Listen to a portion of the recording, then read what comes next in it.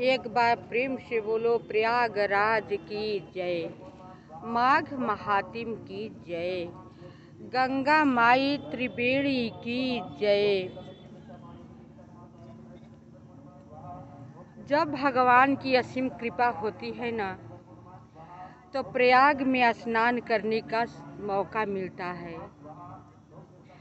आप चाहेंगे, सोच रहे होंगे कि हम जब चाहें तब चले जाएंगे, मेरे पास धन है, पैसा है, लेकिन जब तक से प्रभु श्री राम जी नहीं चाहेंगे ना, तब तक से आप चाह कर भी नहीं कर सकते। जब तक से भगवान की असीम आपकी कृपा नहीं होगी, तब तक से आप जो सोच रहे होंगे वो गलत है। सोचिए, आपका मन है, सोचना कोई गलत नहीं है, लेकिन जो मन में आप सोच रहे होंगे कि मैं जो चाहूँगा अभी नहीं, बाद में कर लूँगा, बाद में, अभी समय नहीं आया है, अभी बहुत समय बाकी है, ये काम निपटा कर मैं करूँगा, ये काम निपटा लेने के बाद करूँगा, तो मैं कर लूँगा, तो आप सबको ये बहुत बड़ी भूल है। क्योंकि जब तक से आप भाव भक्ति श्रद्धा से नहीं कहेंगे भगवान से ना, अब भगवान की जब तक से आप पर असीम कृपा नहीं होगी ना, तो आपको पास बहुत धन है, सब कुछ सुख सुविधा है, आप नहीं कर पाएंगे।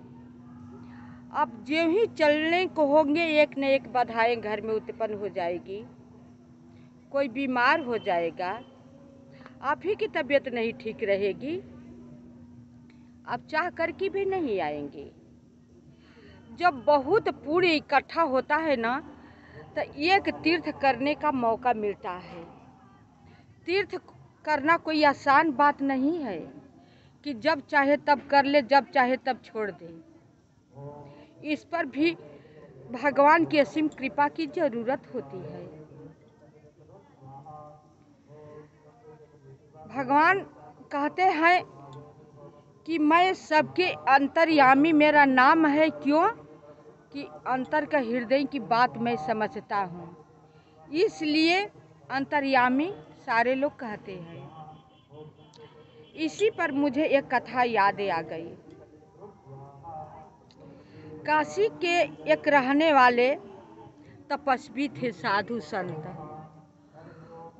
इतना वो जानकार थे, इतना जानकार थे कि अपने 7 जन्म आग और 7 जन्म पाछ को वो जानते थे कि मैं 7 जन्म पहले क्या थे और मरने के बाद 7 जन्म में क्या होऊंगा।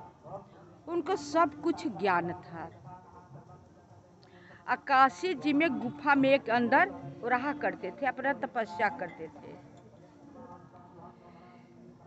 सर्दी का इसी तरह माह महीने का दिन समय था। बाहर निकले धूप लेने के लिए, धूप ले रहे थे। अपने हाथों को उन्होंने देखने लगे। अचानक से हाथों पर दृष्टि उनकी पड़ गई। देखने लगे तो उन्होंने अपने हाथों के रेखा में क्या पढ़ा कि जिंदगी भर तुम रहोगे काशी में, लेकिन मरोगे मगह में। तुम्हारी मृत्यु होगी मगह में, चाह करके तुम काशी में नहीं रह पाओगे। यह बात जान करके अपने आप को उन्हें बहुत ग्लानि हुई। अब ओ महात्मा ने संकल्प किया कि मैं काशी छोड़कर कभी कहीं जाऊंगा ही नहीं, तो मेरी मृत्यु मगह में होगी कैसे। ये कैसे हो सकता है कि मैं जिंदगी भर काशी में रहने वाला, अब मेरी उम्र बीत गई काशी में ही, अब मरने के लिए मैं मगह में जाऊंगा, ये तो हो नहीं सकता। मैं आज ही से संकल्प लेता हूँ कि कभी मैं काशी छोड़ूंगा नहीं। समय बीतता गया। एक दिन का जब धूप का उन्होंने मजा ले लिया, धूप अच्छा लगा, तब रोज रोज आकर धूप में बैठने लगे। निश्चय कर लिए कि हम काशी कभी छोड़ेंगे नहीं। तो देखते हैं कि मृत्यु मेरी कैसी मगह में ले जाती है। जिस दिन मरने का उनका समय आया, अब काल उनका प्रतीक्षा करने लगा मगह में, कब जाएं कि मृत्यु हो, कब जाएं कि मृत्यु हो। वो जाने का नाम ही नहीं ले रहे थे। काल भी ये नहीं है कि आप जब चाहे जहाँ चाहे वहाँ पर आपकी मृत्यु हो जाएगी। एक तो एक आदमी का कहने का एक जरिया होता है, भगवान अपने के कलंक नहीं लेते हैं। नहीं तो जो जिसका जैसा मृत्यु लिखा होता है उसी तरह होता है, वही सी जगह पर होता है। वरना किसी को भगवान के सिवा मौत करने वाला कोई धरती पर जन्म नहीं लिया है। अगर आपकी आयु होगी तो किसी का क्या हिम्मत की आपकी मृत्यु कर दे। कोई मर्डर कत्ल कोई नहीं करेगा, करना चाहेगा किसी न किसी बहाने से आप बच भी जाएंगे। आपके पास बाघ शेर आएगा खाने के लिए, वो नहीं खा पाएगा, आप बच जाएंगे। यह बात आप मान लीजिए, मैं अपने अनुभव की बात बोल रही हूँ। इसी तरह महात्मा जी बैठे हुए थे छत पर। काल प्रतीक्षा करने लगा, क्योंकि उनका मृत्यु तो मगह में लिखा हुआ था। वो ठान कर जिद करके बैठे हुए थे कि मैं मगह में जाऊंगा नहीं। तो जवानी की उम्र में बहुत जबरदस्त घुड़सवार थे, बहुत अच्छा घुड़सवार थे। उनके आगे जब घुड़सवारी करते थे तो सब लोग फेल हो जाते थे, वो जीत जाते थे। अब काल सोचा कि इनको घुड़सवारी करना बहुत अच्छा तरीका से आता है। मृत्यु जो है घोड़ा बन जाता है और काल जो है घुड़सवार बन जाता है। और जहाँ पर वो बैठ करके अपना धूप ले रहे थे, उन्हीं के सामने नीचे अपना घोड़ा को कुदाने लगता है काल। कैसे कुदाता है? मारता है, पीटता है, इधर ले जाता है, उधर ले जाता है। घोड़ा सीधे अपने राह से जाता है तो तिरछा ले जाता है, तिरछा जाता है तो सीधे लाता है। मतलब उसे परेशान कर रहा था घोड़े को, उनको दिखा दिखा करके। वो बहुत देर तक से देखते रहे, बहुत देर तक से यही कार्यक्रम चलता रहा। अंत में उनको बर्दाश्त नहीं हुआ। जो काम अच्छा से किए होते हैं ना, तो बुरा काम वो नहीं देख सकते। बहुत बर्दाश्त करने को सोचते हैं, लेकिन अंत में बोलना ही पड़ता है। वही हाल उनके पास हो गया। अंत में उन्हें बोलना पड़ा कि इतना सुंदर घोड़ा लिए हो, तुम्हें जब घुड़सवारी करने नहीं आता है तो घोड़े के क्यों परेशान कर रहे हो? ले जाकर के बांध दो। जब घुड़सवारी करने नहीं आता है तो इतना सुंदर घोड़े के परेशान मत करो। बेकसूर के घोड़े के पिटाई कर रहे हो, कुदा रहे हो। तब वो क्या बिंग भरी बातें बोलता है। तुम्हें चलाने आता है, घुड़सवारी करने आता है कि तुम बोल रहे हो? उन्होंने बोला कि तुम्हारे जैसी अच्छे अच्छे घुड़सवार को मैंने हरा कर रख दिया है, तुम क्या घुड़सवारी के हाल जानोगी? मैं बहुत अच्छा खासा घुड़सवारी था अपने जमाने में। तब बोलता है काल, अगर इतना ही आपके पास है तो जरा घुड़सवारी करके दिखाओ। तो ताव में आ गई, अपनी बात को भूल गई कि मुझे मगह नहीं जाना है, काशी नहीं छोड़ना है। भूल जाते हैं, ताव में आ गई उसकी बात सुन करके। आ जाते हैं उतर करके नीचे। आ करके कहते हैं काल से कि उतरो, मैं बैठ कर तुम्हें दिखाता हूँ कि घुड़सवारी कैसे की जाती है। काल उतर गया। काल तो वही चाह रहा था। उतर जाता है। वो बैठ जाते हैं ताव पर घोड़े के और लगाम पकड़ लेते हैं। जो ही घोड़े पर बैठकर उन्होंने अपना लगाम पकड़ा और घोड़ा ऐसा सरपटा मारा, ऐसा दौड़ लगाया, लाख वो घोड़ा को रोकने की चेष्टा करने लगे कि घोड़ा को मैं रोक लूं, लेकिन घोड़ा रुका ही नहीं, क्योंकि वो मृत्यु थी। वो कैसे रुकी? वो मगह में लेकर एकदम सीधे चला गया। जब मगह में घोड़ा गया तो अब महात्मा समझ गए कि मैं तो मगह में आ गया, ये घोड़ा नहीं है, मेरा काल मृत्यु है।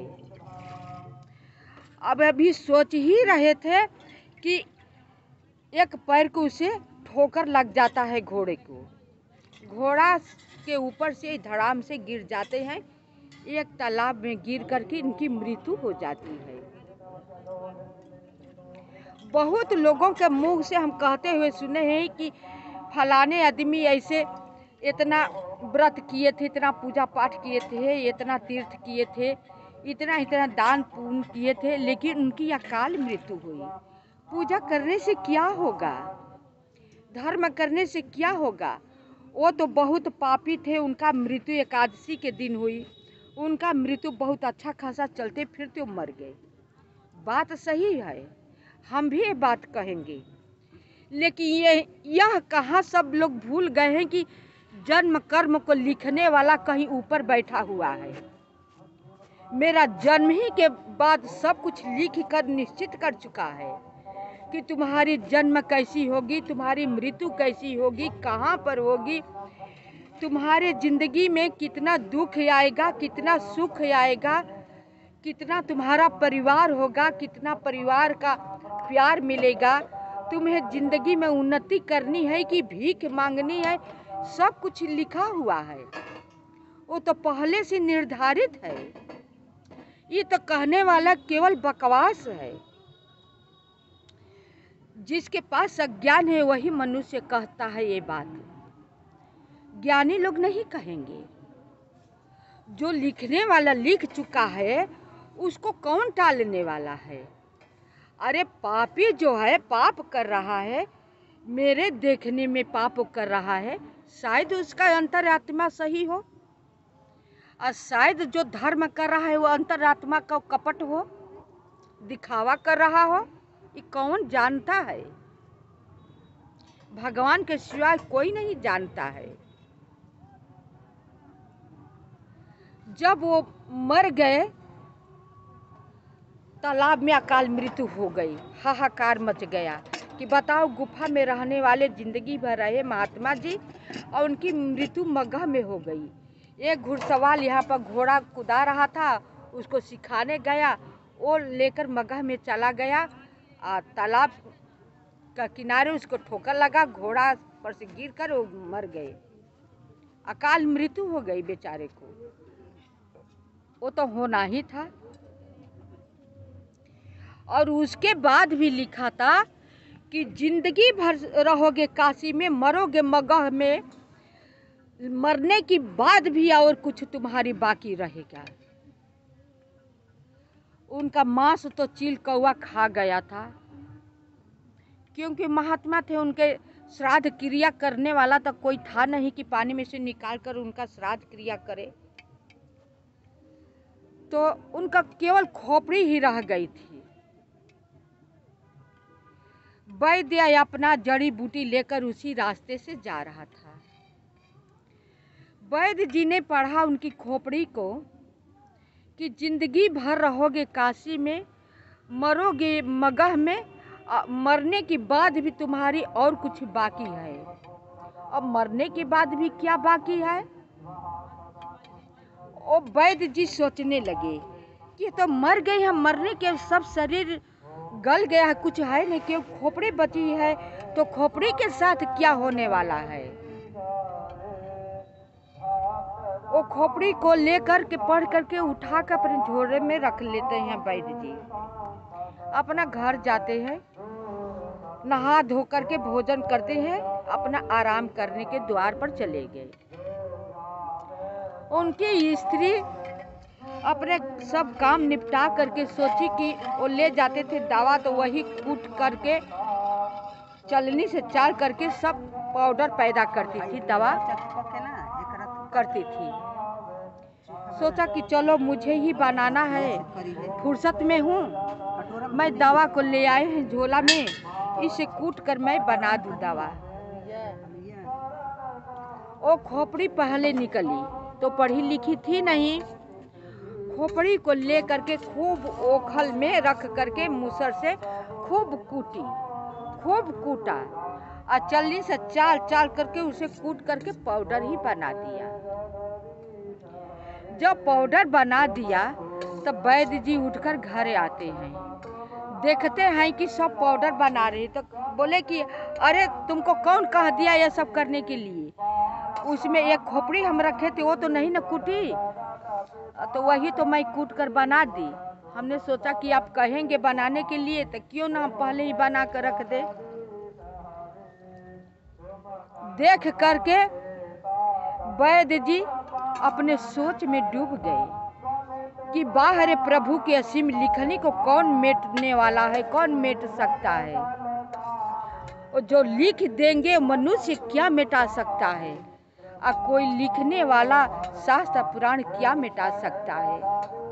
जो कि सब कुछ लिखने वाला, दंड देने वाला और सुख देने वाला ऊपर खुद ही बैठा है, तो दूसरे की इसमें कौन चालाकी लग सकती है? लगे सोचने। तभी से वैद्य जी बताए कि किसी के किसी में गलती नहीं ठहराना चाहिए। सब प्रभु श्री राम जी जो विष्णु भगवान करेंगे, जो करते हैं वह सही करते हैं, जो जिसका लिखा होता है वही होता है। दूसरा कोई एक श्रेय बनता है, कलंकित बनता है। जैसे कि महाभारत में आप सब सुने होंगे कि अर्जुन जी युद्ध करना नहीं चाहते हैं, अपना यहाँ तक कि गांडीव रख देते हैं, रथ के नीचे उतर जाते हैं, कहते हैं हे माधव, मैं अपने सगे संबंधी को नहीं मारना चाहता, जिस गुरु ने हमें शिक्षा दी उनको मैं नहीं मारूंगा, मैं निकल कर देश में भिक्षा मांगना स्वीकार करूंगा। ये राज क्या अमरावती का राज मुझे मिल जाएगा, वो भी मुझे स्वीकार नहीं है पाप करके। तो कृष्ण भगवान उन्हें समझाते हुए कहते हैं कि हे पार्थ, इन लोगों को तो मैंने पहले ही मार चुका हूँ, जिसको मरना है मैं मार चुका हूँ। तुम्हें एक निमित्त बना रहा हूँ, एक श्रेय दे रहा हूँ अपने भक्त को, कि यही सब लोग कहेंगे कि अर्जुन बहुत बड़े गांधी धनुषधारी थे, अर्जुन ने ही सबको मारा। तुम्हें तो मैं एक श्रेय दे रहा हूँ। इसी तरह प्रभु श्री राम जी इतना दयालु होते हैं ना, अपना भक्त को कैसे न कैसे श्रेय देते हैं। यहीं पर मनुष्य भूल करते हैं कि हमने किया, ये काम हमने किया। अरे तुम्हारी औकात कहाँ है करने के कुछ? जब तक से वो नहीं करेंगे तब तक से तुम्हारा औकात है कहाँ कुछ करने के लिए? औकात नहीं है। ये मत भूलो कि सब कुछ देखने वाला तैयार है, पग पग पर का लेखा जोखा लेने वाला तैयार है। दोनों कांधे पर चित्र और गुप्त बैठे होते हैं, आते जाते रहते हैं, लिखनी चलती रहती है। आप कब हंसा, कब रोया, कब किसी की मदद किया, कब किसी के संगे कपट किया, सब लिखनी चलती है। आप यहाँ का मनुष्य को झुठला सकते हैं, उससे जीत सकते हैं, लेकिन विष्णु भगवान की कचहरी में उनके सामने चित्रगुप्त जी के आगे आप झुठला नहीं सकते, आप जीत नहीं सकते। ये कड़वी सच है। जो आप कर रहे हैं अच्छे बुरे यहाँ पर कर रहे हैं, वहाँ पर नहीं। वहाँ पर आपको सब पूछा जाएगा और सब जवाब देना होगा। इसलिए मैं हमेशा कहा करती हूँ कि अभी से सुधर जाओ, सुधार जाओ। अपने बिगड़े हुए बहुत भाग्य से मनुष्य तन मिला है, अपने मनुष्य योनि को बिगड़ा हुआ बना लो। कपट छोड़ो, माया के जंजाल छोड़ो, भगवान से प्रेम करो, क्योंकि भगवान ही एक ऐसा है कि तुम्हें पाप से उबार सकते हैं। वरना वहाँ पर न, यहाँ पर आपका जोर जबरदस्ती चल सकती है, लेकिन वहाँ पर आपका जोर जबरदस्ती कोई काम का नहीं है, कुछ नहीं चलने वाला है। वहाँ पर अकेले आपको सब पापों का प्रायश्चित करना होगा, सब पापों का हिसाब देना होगा। इसलिए मैं हमेशा कहा करती हूँ कि धर्म करो, धर्म करो। प्रभु सब देख रहे हैं। झूठाई सच्चाई से, चोरी बेईमानी से सदैव बचे रहो। इतना से बच जाओगे ना, तब बहुत कुछ जीत जाओगे। शेष भाग अगले वीडियो में। ये वीडियो आप सबको कैसी लगी कमेंट कीजिएगा, लाइक सब्सक्राइब कीजिएगा, कमेंट में बताइएगा कि प्रभु की लिखनी क्या होती है। प्रभु की लिखनी कुछ और है, अपना कहना कुछ और है।